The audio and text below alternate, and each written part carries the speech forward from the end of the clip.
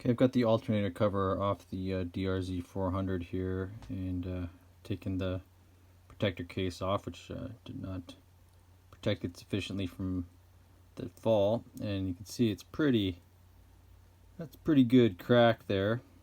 Cleaned up the outside a fair bit, still a bit of silicone residue or something on there. Just used a wire brush and some acetone after a razor blade.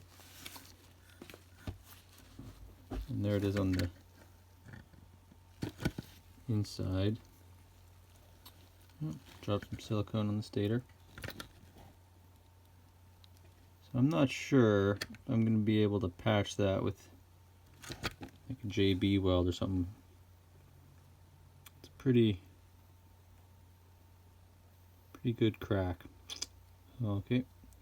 Yeah, I don't I don't know. Maybe you can heat it up and bend it out and